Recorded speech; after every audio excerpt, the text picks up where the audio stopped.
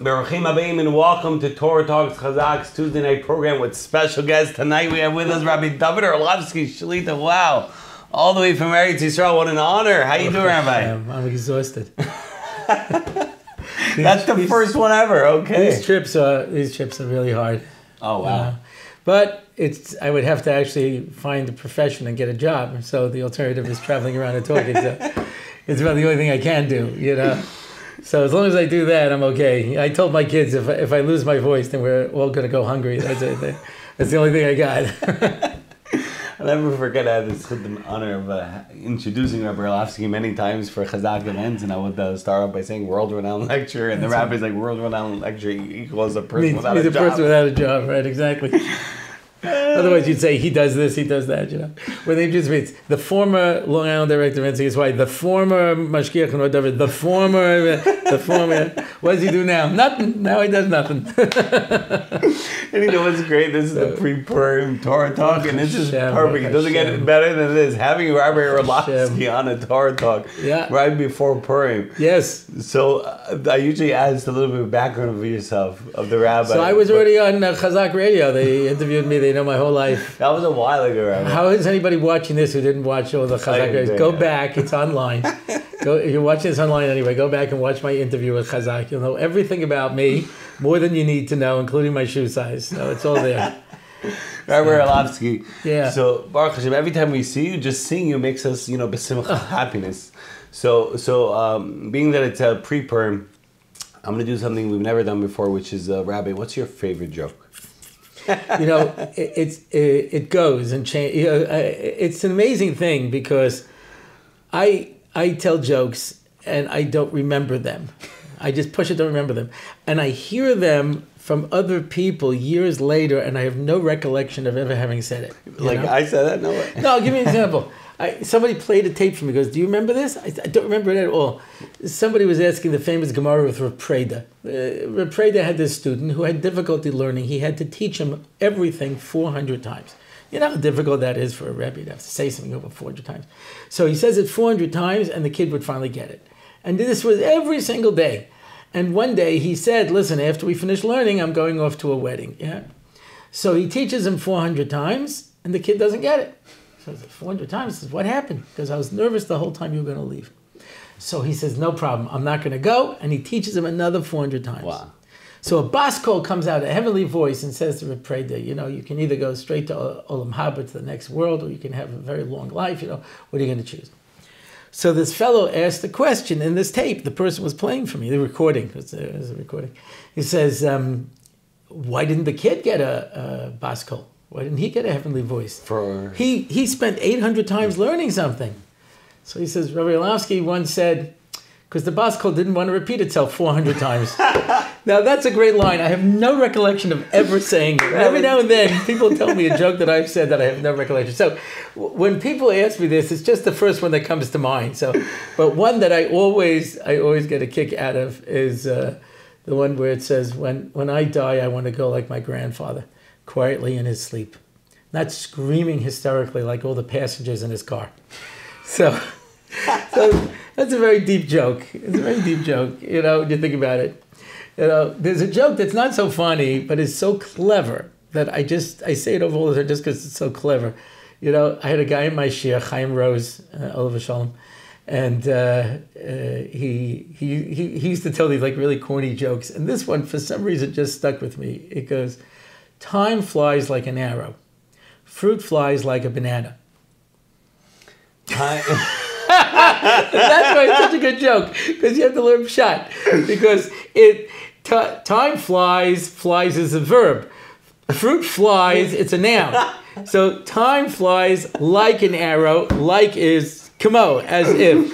And here they like a banana. So, but you say it fast and people don't get it. What? Time flies like an arrow, fruit flies like a banana. And you just think about it. It's the kind of joke you can just reflect on, which is what a joke is supposed to be. The reason that Purim is the holiday of Schayk, not Simcha. It's very interesting. Adar Simcha. Which nichnas Adar marbim b'simcha. But the holiday that's Simcha, that's happiness, is Sukkot. We say Zman Simcha Seinu, we're supposed to be happy, right? But Purim, interestingly enough, is the holiday of Chazaq. And the reason is because all of Purim is unexpected. Nothing makes any sense. Everything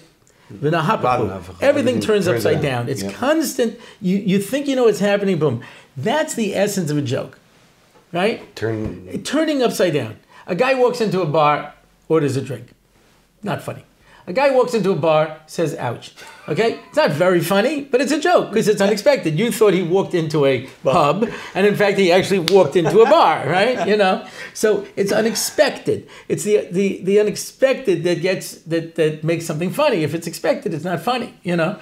It's the vanahapachu. What makes us laugh is always unexpected. So what's the biggest laugh? What's the funniest thing in the world? Rabbi Orlofsky is the funniest person in the Absolutely world. not. It's a pasuk. What's the funniest thing in the world? All of history. Now you should know this. You would, yeah. There you go. I knew you would get this, right? Then our mouth will be filled with laughter when Mashiach comes. How did I know you would get this? Because one time when I was speaking, you were introducing me, and you said, I started Chazaq to bring Mashiach. Wow, you have a good memory. And people started laughing, and you looked out of the crowd. I'm not kidding. Not a joke. And everybody did a double take, because everyone believes that we want Mashiach, but no one really believes that we're going to bring Mashiach. I'm not going to bring Mashiach. I'm for sure I'm going to bring Mashiach. If not me, then who? You, me and you, that's it. You know, who's going to bring it? So when Mashiach comes, that's going to be the funniest thing in the world, because nobody's going to see it coming.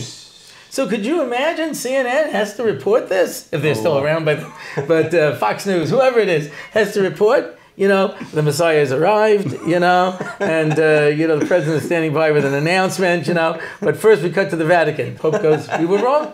What? We were wrong? All this time we were wrong. You know, take off the white one, put on the black one. That's it, you know, made a mistake, you know, and the whole world is going to be like, and the Jews are going to be the ones laughing the most, like, I can't believe this actually happened. I mean, it's like somebody says, I know God exists, I just don't believe it.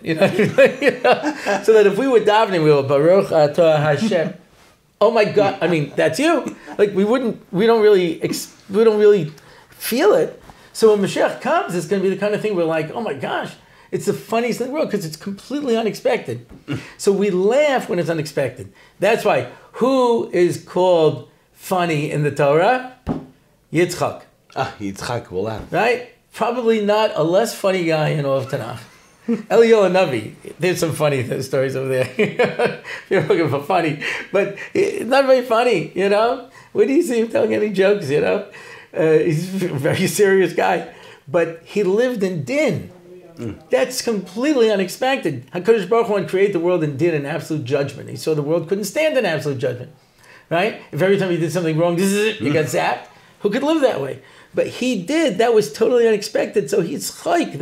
That's laughter. So, so that's why every joke has got to be unexpected. The more unexpected it is, the funnier it is. And that's why when you tell that joke, I want to go like my grandfather. I was like, not like go the passengers in his car. And it's like, boom, it turns it upside down.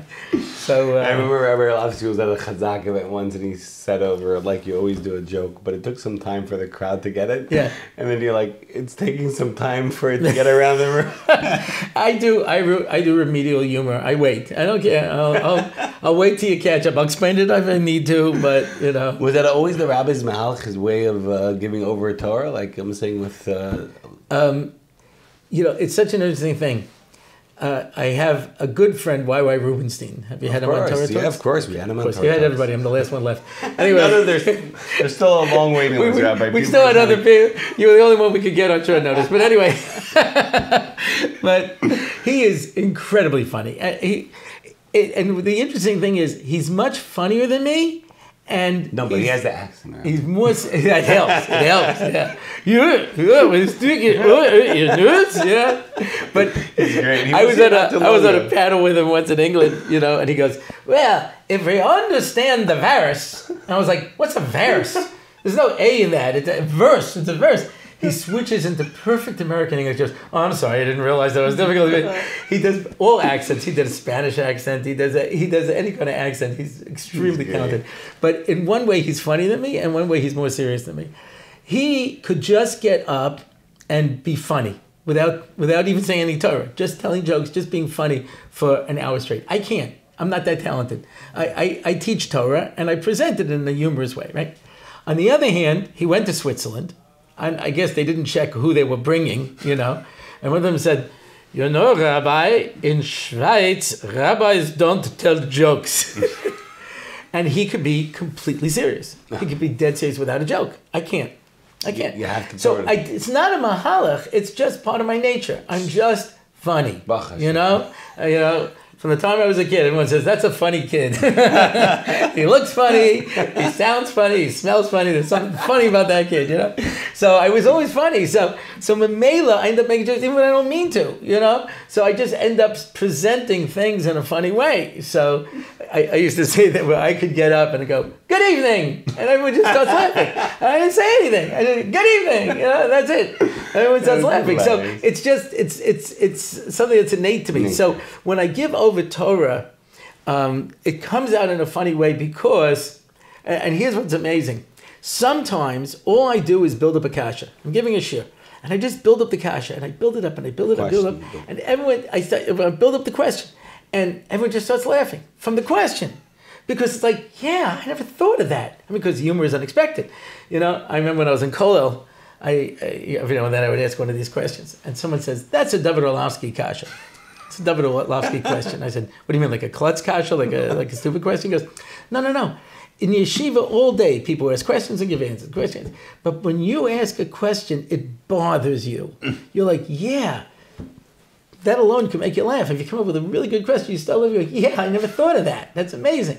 So that's why it's not that I have a mahalach to be funny. Very seldom do I plan out jokes. Now, I have a couple of set shiurim that I give on a regular basis that over the years, I just thrown in the same joke. So after a while, I remember those jokes and put it into the shiur. But I'll say over any Dvar Torah, and a joke will slip in, or an idea will come in, just because that's how I view life. I have fun. I spend a lot of time. I just look around, and as I'm driving, I look at someone, and if I'm with anybody, I say it out loud. If I just say it to myself, I said, what is that guy thinking? What's going on in his head, So I'm an observant Jew. I observe people. And I just look at people and I'm like, and sometimes you see a couple and you're like, what were they thinking? I would like to meet the shadchan for that guy. I had a guy in my shir in Or Sameach. His mother was a Beis Yaakov girl. His father was a Hell's Angel biker. I said, boy, I'd like to meet that shadchan, who put that one together, But somebody's looking at a couple and you're like, why? What were they thinking? What went into this? And then you can develop a whole thing. So if you look at life, there's a whole area of humor that's called observational humor. Seinfeld was famous for that. There's a lot of like that, where they just point out, you ever notice this, you ever notice that, It's the kind of thing where you're just looking at something like, that's so funny. You never realize it. And so when you point out, so I had a guy once in a shir, I was giving a shir every other Motzi Shabbos in Har Nof. I gave it for many years. This fellow was there. It's a fascinating story. He was a barrister, which is a lawyer in England, and he gave it up to become a storyteller. Really? Yeah, not a great career move in my opinion. He eventually, after he became frum, he went back, got married, and went back to practice the law. But but at the time, he decided to travel around and just tell stories at county fairs and things like this.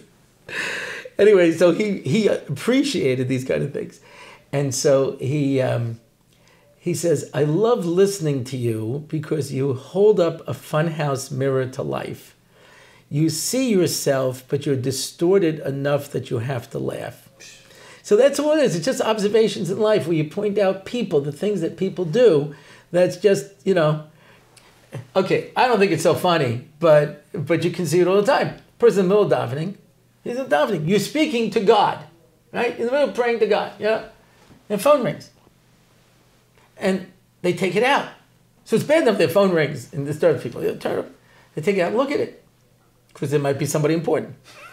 You're talking to So I'm talking to God, but this might be something important. And then sometimes they realize, yeah, this is more important than God. But they can't talk because they're the Shemona Esrei, you know? So they're like, and everyone laughs because they've seen it. They know it's real. It's what life is all about, you know? So I just point out those things around life, and that's what's funny, you know?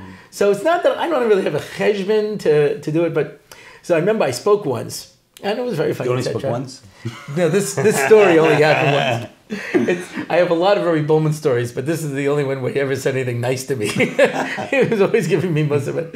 One time I did one of my regular things, and he comes over to me, he says, "You're not fooling anybody. You're just an old Slobodka-nik." There was different schools of teaching Musar, and Slobodka was the one that was a positive. Goes, they used to get up there and they would tell jokes and they would this and that, and then they would hit you with the Musar. You know, they'd hit you with the message at the end. He goes, I know your routine. I've seen the original. Rav Shalom Shadron, who, Magid. Pesach Kron, uses as his model, would tell very funny stories. He did whole routines and things. In fact, one time people said to him, "This is not appropriate. You're a Torah personality. You shouldn't be doing this." So he went to the Chazon Ish. Wow. Very, very strong personality. So he says, people will tell him I'm doing the wrong thing. He says, "Go ahead, let's see your routine." Chazon Ish says to him. Wow. So he does the whole routine with the voices and the jokes, the whole thing, and the Chazon Ish said, "Just like that, just like that. You got it down." So he would say, why? Because when you want a kid to take his medicine and he doesn't want to open his mouth, you make him laugh and then you can stick it in. He says, when I tell jokes, people become receptive. And in fact, that's the idea I heard once from Moshe Shapiro. There's two different types of tfachim, right? You have a fist, a measurement that's called a fist, a tefach. There's called a tefach, and then there's what's called a tefach sochek. Why? Because when you laugh, you open up. It makes you open. And that's why I always say, Rabbah would start every shir with a bedicha. He would start with a joke. Why? Because it opens people up. When you laugh, it opens you up because it's all unexpected. So now you're willing to think in new ways. You're seeing things from a different perspective. So when you laugh, you become bigger. It's interesting. Gemara Ksuvos, it says that since the Churban, when a person thinks of something sad, they shrink. And when you're happy, you get big. So that's what it says in Ksuvos, about shrinking, thinking about the Churban. But the Gemara in Gittin, it tells the story when Rabbi Yochanan ben Zakkai told Vespasian he was going to become emperor. Sure enough, a messenger came and told him he was going to become emperor. He tried to put on his boot and he couldn't get it on. He says, that's because you're so happy you have expanded. Wow. He says, think of something sad. And he thought of something sad, and then he was able to put on his shoe. He shrunk. So sadness shrinks us, and schok makes us bigger. Wow. That's why I'm, let's just say I'm not a size, I'm not a cadet size in my suits. I don't buy the slim shirts. Let's put it that way. Sometimes you go into the store, they only have slim. Who are these people? People like you going out there shopping. Rabbi Orlofsky, do you suggest that, let's say, parents, fathers, or Rebbeim, Magidim, should take this approach, or it's not for everyone? It's such an important approach. And I wasn't the one who said this. It goes back, Like you said, the Gemara says to start off with. Gemara says, but even here in America, Reb Moshe Feinstein would always say, what destroyed American Jewry was one phrase, is schwer zu sein a Yid, which is Yiddish for, it's hard to be a Jew. Oh, because they had to work on Shabbat. And when kids hear, it's so hard to be a Jew, it's so hard to be a Jew, a kid says, you're right, why would I want to do it? Wow. And that's why so many people left the phone. And people don't know it. That's why when a parent says, these kids are so difficult, kids just take, kids don't this, kids this, these kids and that. Why should I have kids? Why would I want to have kids? When you show kids that everything is beautiful. And when I approach any holiday, I look at it from how do I present this in a way that it's going to be enjoyable for the people there. Pesach is around the corner. For the women in the audience, when you'll be watching this, you'll have a little over a month till Rabbi, Pesach. you're supposed to make them happy. Why you're wasting your time watching this instead of cleaning, I don't know. But I just want to make you nervous, that's all. They're multitasking. They're listening to us and explaining. Anyway, but when with all the preparations, with all the shopping and all the cleaning and all the cooking and all the serving and all the setting up, how much time does the father or the grandfather think, how do I make this Seder meaningful to the people who are here? And I do that every year because I'm going to have grandchildren who are little kids, who are very excited, of every aspect. It's so fresh and new to them. And I've got, kids who are in their 30s, who are coming, and they want to all hear a message that's going to be meaningful to their life. And it's interesting, my kids sometimes, they become very strong about the fact that we don't want any guests on the Seder. We want it all on us. We want to be center of attention. But when we go to Hanukkah, Hanukkah for us is, so I grew up in a house, it wasn't Shomer Shabbos. We had the electric menorah in the window. I didn't know this. You learned from... Yeah, well, my father grew up in an Orthodox home. My mother, her father didn't go to synagogue on Yom Kippur, nothing. Oh, wow. So, but my dad grew up with it, but it was during the Depression. He dropped out of school after 9th grade. He had to go to work, Wow. and he didn't have much of a Jewish education. My grandfather didn't know much himself. And so, if you didn't work on Shabbos, you didn't work, So he, but he had a very Jewish gefühl. He ended up making a decision to send his kids to Jewish day school, and that's how now, I just had my father and my mother's yard site in Shvat, they have over 100 great-grandchildren who are all being brought up in Torah and mitzvahs. Wow, unbelievable. The Whereas importance of sending lines, kids to Jewish day school, that's what we do. Whereas other lines of the family completely disappeared. Wow. Either disappeared, nobody had any children, or it disappeared that none of them are Jewish anymore. Wow. It just disappeared. And he turns around over 100 great-grandchildren. What an unbelievable thing. And all of them from today, with all the stuff that goes on. So they didn't really know much. So yeah, we used to also have the little box of colored candles that we'd light on the dining room table. But it was, my parents worked, there was. So when I went off to yeshiva, it was the first time I actually saw Hanukkah, We'd be in the middle of Seder and everybody would stop. And, we'd go downstairs to the dining room and everybody would light the menorahs and we'd all sing Haneres Halalu and Ma'oz Tzur. And when we came to Yevanim, the whole yeshiva would sing and dance. Yevanim, Yevanim, Nikbetu Allah. And then, that was it. Everybody would give us a jelly donut and we'd go back to yeshiva, And I was like, wow, that's great, So when I got married, that's how I lit Hanukkah candles in my house every single Hanukkah. And as my kids would grow, so when the kids were little, it was so much fun. Yeah, they would light it, and we'd start singing and dancing, etc. And then they would become teenagers, preteen or teens, depending on the kid. And they were much too cool for this. Yeah. I'm not singing and dancing. And then they would get older and they'd come back in, And now they come in with my grandchildren, what I mean? And they would dance. And on Shmini Shel Pesach, so we sing all the Hanukkah songs. We actually go from the kitchen where we light in the window, and we go into the living room, and we do a whole big dance, and etc. Anyway, one of my kids, who was going through a very hard time, and wasn't with the program, so she was there for the Hanukkah lighting, and she turns to one of her sisters and says, "I love Hanukkah in our house." That's it. If your kid says, "I love Hanukkah," we used to have a lot of guests for Shabbos, and the kids would participate. Sometimes the kids would feel like they were being left out in it. Anyway, after a while, a lot of them became teens and preteens. They started developing bad attitudes. Yeah. So I said, okay, I have to rethink my Shabbos table. Because, somebody asked me a long time ago, a very choshev avreich, and he says, how do you make your kids sit at the Shabbos table? I said, I don't.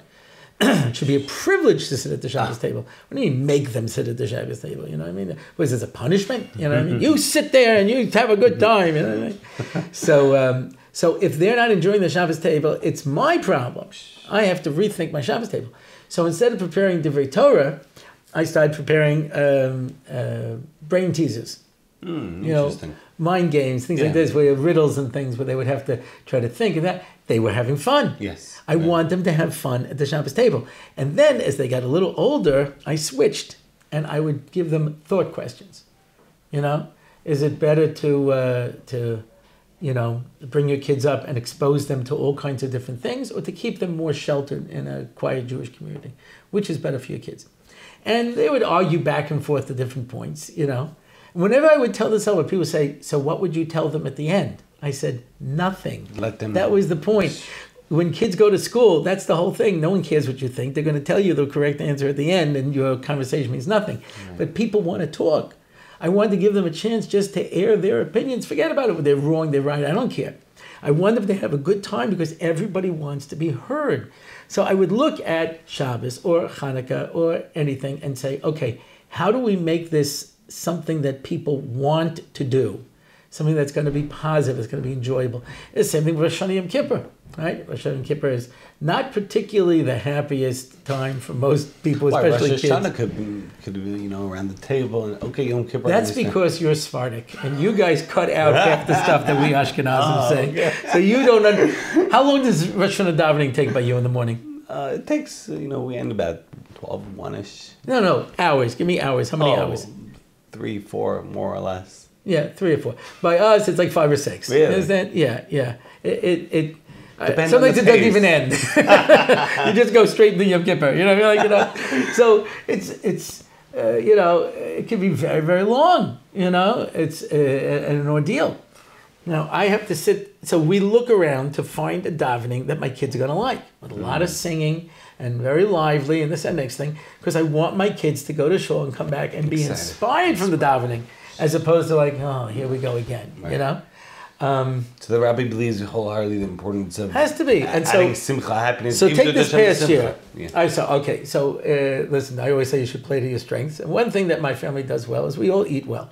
We know about food. All my kids cook. Many of them are foodies. They watch food videos and things. They my son was here in America, and what did he want? You come to America. What do you want to bring back to a cast iron pan? That was to him was his dream. So everybody here is in the mood. So, Ezu Chacham Aroyas Noilad. Who's smart? Someone who sees the future. So, Rosh Chodesh Elul, I always look ahead at the calendar, and I saw this past year. It was going to be a Shabbos, followed by 2 days Rosh Hashanah, followed by a Shabbos, followed by a meal before Yom Kippur and a meal after Yom Kippur, and then a Shabbos, and then Sukkot, and then Shabbos Chol Moed, and then Simchas Torah, and then another Shabbos. Do you realize how many meals there are? Well, you were there, so it's not be right. But nobody thought of it beforehand. So, if you're going to sit down at that table and you're going to give roast chicken and potatoes every single meal, people are going to be less than enthusiastic, even if you throw in a potato gumbo. You understand? So I saw this coming. Yeah. Organization is my life. I used to run NCSY in Long Island for 9 years. I think in terms of calendars and planning, So I made up an entire meal plan for that whole Tekufa, from the Shabbos before Rosh Hashanah to the Shabbos after Sukkot, and varying all the main courses and the side dishes and the appetizers to make sure that it wasn't going to be dull. I don't want it dull. It's got to be exciting. And then when I was done, I sent it to all of the kids. I said, anyone who has any comments, additions, subtractions, say it now. I don't want you to show up at the meal and saying, no, I don't like this, like that. I want to make sure that these are meals that you walk into and you go like, oh boy, I love this. Nice. I want you to enjoy it. I want it to be fun. And so anything you do has to be fun. This is one of the biggest problems in education, because when you're teaching a kid, you are competing with social media, with YouTube, with their phone, the games, all the stuff that's going on. How are you going to compete with that? And you're sitting there in a class. So if you can't make the Torah more enjoyable, I've heard this many times. Back in the old days when I used to have cassettes, and then I had CDs, and now I have podcasts. I hear this very often from parents. My kid won't listen to anything but your stuff. He said, I can't get him to listen to anything. It's a great compliment. I get a email from a guy up in Gateshead, and he's burnt out from learning. The only thing I listen to is your stuff. He says, because it's enjoyable. And I said, if you can't make the Torah enjoyable, whatever it is you're learning, whatever you're doing, right? So when I taught Gemara, the first year I was teaching in a particular yeshiva, I don't want to mention where. My first year there, I was teaching the second year program. There was a guy sitting in my shiur. He was probably one of the best guys in the shiur. He participated, he asked questions, great. And he was only there for a half a year. And he said to me, Rabbi, I was here last year. I agreed to come back only on condition that I don't have to learn Gemara. I hate Gemara. I've hated Gemara my whole life. Okay. And the person in charge said to me, listen, we have a new Rebbe. Just try his shiur for a week. See if you like it. He says, if I had a Rebbe like this, I would have learned Gemara my whole life. Why? I didn't do it. I didn't have any magic tricks. It's the same Gemara in front of everybody else. It's just, you have to make it enjoyable. You have to make it something, like I say, you build up the question until someone cares about it and someone's interested in it. And if it's not, there were so many things that I didn't like about when I was learning how to learn, which I never did. I probably had to teach it myself. But, but I get stuck. My mind gets stuck, So I'll ask a question. They'll say, yeah, the Gemara will ask it later. So what does it say? You'll see when we get there. Wait. So what, you worried about ruining the surprise? I'll be surprised when we get there. I know how to fake a surprise, Hey, you'll see. You don't have to know it now. So I couldn't go on. I was stuck on my question. What? Just tell the kid. Tell them. Break the And everybody learns Gemara. Here's a question, here's an answer. Here's a question, here's an answer. Here's a proof, and that. It's step by step by step. I would walk in and I would ask a question. Okay, what would you say in this case? We would talk it through, and invariably they'd come up with two positions. I said, okay, you're Rabbi Yochanan and you're Reish Lakish. That's it. That's the whole Gemara. We're going to ask three questions on Reish Lakish. He's going to answer them up. Then we're going to ask one question on Rabbi Yochanan. We're going to say he's wrong. We go like Reish Lakish. You got it? Okay. Now let's look at it inside. What did you lose? It took me 5 minutes. You worried about the surprise? Why does everything have to be line by line by line? Get the big picture. And very often people lose the forest for the trees. So of course it's not going to be enjoyable. You don't know what you're doing. At the end you turn around. How many times do you hear this from a guy? I don't know what's going on. I don't know anything that's going on. So of course it's not true. But that's how you feel because it's never been presented to you as a package. Wow. So when you learn Torah, when you do mitzvahs, whatever you do, it has to be that this is fun. Not just that it's positive. It has to be fun. 100%. So Rabbi is a big fan, and I agree with you 1,000,000% that we got to make excitement, Torah, fun in everything that we do, whether it's Shabbat, whether it's Chagim, whether it's learning. Rabbi, we have Purim coming up. Right? One insight, one chiddush, one thought that comes to mind with regards to Purim, Megillah, Esther, Haman, Mishloach Manos, Matanot, Leviunim. What do you got for us, Rabbi Orlofsky? I assume you're younger than me because you don't have any white in your beard. Oh, okay. I assume you're younger. But hopefully you're old enough to still remember when Purim was fun. Purim is still fun for us, Rabbi. I'm so glad. For me, I remember when I was in yeshiva, All right, so let me put this into perspective. When I got married, my father bought me a bottle of Chivas Regal and Crown Royal. And he says, it'll last you the rest of your life. Wow. Because Jews don't drink. And everyone knew that. A goy bist shikir, non-Jews drink. Jews don't drink, right? This was, Jackie Mason used to do a routine where he'd say at the end of the show, you could tell right away who's a Jew and who's a Gentile. Every Gentile says the same thing. You have a drink? Want a drink? How about that guy? You want a drink? Let's go have a drink. You want a drink? You want a drink? Every Jew will say the same thing. Did you eat yet? I ate. I didn't have cake or coffee. Cake and coffee. I have cake and coffee. It says, Jews eat. It says non-Jews drink. It's changed. Yeah, for sure. It's changed. The type of drinking that goes on in the Jewish community was never seen in Jewish history.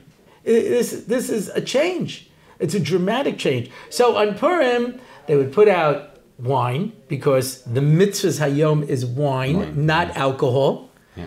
People who drink whiskey and then gin and vodka and arak and all this stuff, that's fine, but that's not Purim.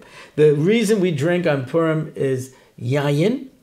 And as the Gemara says, nichnas yayin yotza sod. When the wine goes in, the secret comes out, because the word in Hebrew for wine, yayin, has the same numerical value as the word sod, which is secret. So when you drink, what's inside comes out. Rav Moshe Shapiro, great scholar who I had the schus to hear shiurim from in Israel, he said once, he says, until you're 40, there's nothing inside of you that's worth coming out. And I added, and based on the Yeshiva Baruchim who've come to my house, what does come out when they drink should stay inside. We're not gaining anything by the process.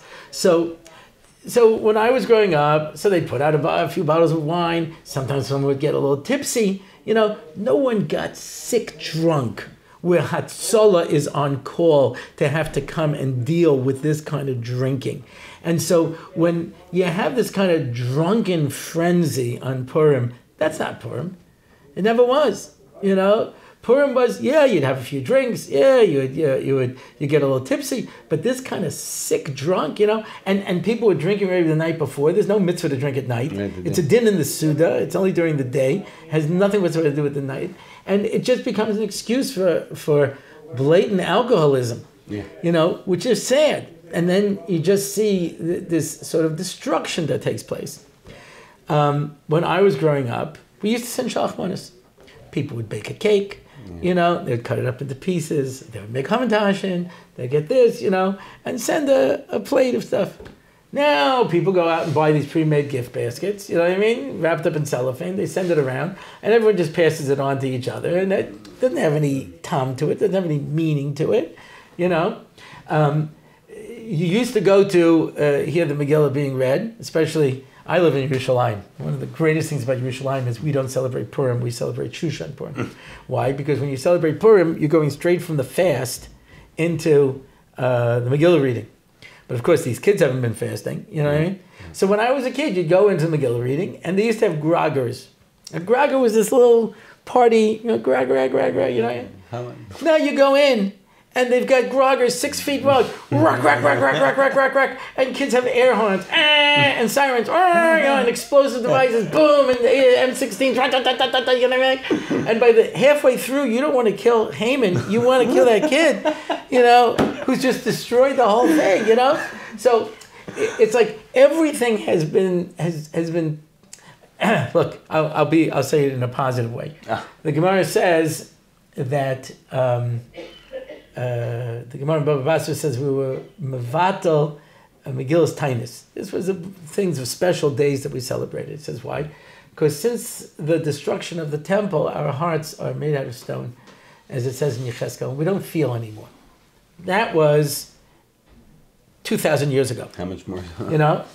There's the story of the Chassam Sofer, who on Erev Tisha B'Av would go into his room and think about the destruction of the temple, and he would cry and fill up a bowl with tears and dip his bread in it before the meal, before Tisha B'Av. I still remember on Tisha B'Av, where you'd see people crying on Tisha B'Av.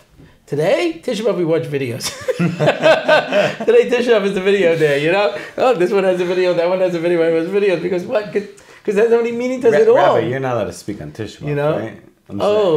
I always speak on Tisha B'Av. You can't make people happy. I always speak on Tisha B'Av. I explain the kinnis to make it more meaningful. But what do you do with the jokes? So, listen, every now and then that joke slips in, but it's sometimes that little bit of sweetness that brings out the bitterness even more. So it accentuates it. Anyway, so so we don't know how to do Tisha B'Av. So we don't know how to do Purim. So everything today has to be exaggerated. We have to come up with some. I don't know. Do they have bedekin by the Sfardim? No, but some do it for the fun of it. Ashkenazim, we have a bedekin where the husband, the chassan and kala don't talk to each other for a week. They don't see each other for a week. I think that from a practical point of view, that's a good idea. Yeah, it makes sense. Anyway, but you're seeing the rest of your life. So now you're at your wedding. You're about to go into the chuppah. You haven't seen this girl in a week, and you walk down and you put the veil over her face beforehand. And this is the first time you're seeing them. It's something so poignant and beautiful. Today, people have to do shtick. They do a little dance. They bring a rose. because nothing has any meaning to us anymore. We have to Hollywood it up. We have to shtick it up, you know. So Shalach Manas isn't Shalach Manas, and drinking isn't drinking, you know, and the Megillah reading is not the Megillah reading, you know. So what we have to try to do on Purim is to recapture the message that HaKadosh Baruch Hu is with us in the darkness. In the darkest times, right? God's name does not appear in the Megillah. It's Hester Panim. God is hidden from us. And at the time when God is hidden, we have to be able to find him. We have to see him peeking through the cracks. Like the girl in Auschwitz, they found, she wrote a poem. She says, I believe in the sun even when I don't see it shining. And I believe in God even when I don't see his goodness. So on Purim, where all hope was lost and everything was destroyed and we're going to all die, and there's no way out, there's nothing we could do, the people turned to HaKadosh Baruch Hu and said, I don't see you. I've lost my land. I've lost my temple. I've lost everything. But I'm counting on you to come and save me anyway. And that's the message of Purim. The message of Purim is that in the deepest darkness, we have to be with five Hashem. And that's why, you know, they say when there's 2 months of Adar, you put Purim in the second month. Because Samach Geula Geula. You want to put Purim always next to Pesach.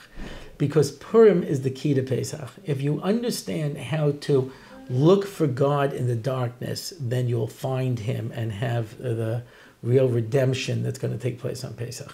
Amazing. What an amazing Torah talk so far. Our amazing Rabbi Dovid Orlofsky. We have a minhag, a custom of one final message for our broad audience. And so many amazing gems, and we really appreciate it, Rabbi. So, I was in Israel during the Rabin government, and there were these buses that were being blown up. Nebuch. It was unfortunately a common, too common occurrence. It wasn't common, but too common. Shouldn't happen ever. But so I remember there was an 18 bus in Jerusalem on a Sunday morning that blew up. A guy brought himself onto the bus and he blew himself up. And there was an outcry from the right. They were in the opposition. This is because you didn't close the territories, and that's why this happened, etc. So they closed the territories. The next Sunday morning, the 18 bus, somebody blew it up on it. So now what? You say close the territories. So the talking heads get on TV and they say, well, it's because Jerusalem can't, can't be closed. It's a mixed city, Okay. The next Sunday, which was Tainus Esther, just before Purim, somebody blew themselves up in a mall in the middle of Tel Aviv. All these little kids in their Purim costumes, etc. Okay. So the question came after this terrible tragedy, should we still celebrate Purim? Have all these public events after this terrible tragedy this morning? And the Rabbi said, yeah, because that's what Purim is. Purim isn't Pesach, where we win and everything goes well. Purim is, we almost had a Holocaust. We didn't. That's good. I'm glad we didn't all get killed. But that's not a holiday where, where we, we have the temple. Hanukkah, we get back the temple once we're dedicated. Passover, we come out of Egypt. On Shavuos, we get the Torah. Miracles and wonderful things and all kinds of things. They didn't kill us all. That's good. But on Purim, it means that we have to have faith. There's a tradition, and I know people who have done this. It's that normally you don't have to give charity to everybody, right? A person who is not a real person, he's not really poor. You don't have to give him charity. Exactly. On Purim, anyone who sticks out their hand, they got to give him something. Little kids come around, they say, Demei Purim, so you give them a small coin, but, you give anybody, So the same is true by God on Purim. Koah Poshet Yad. Anybody who turns to God on Purim and says, God, I need this, I want this, the impossible can happen. And I know people who did not have children for many years, and the whole Purim, they just davened, and they had a child. Oh. So Purim is a day where in the deepest darkness, no matter how bad it is, God is waiting for you, God is always there, peeking through the cracks, like it says in Shir Hashirim.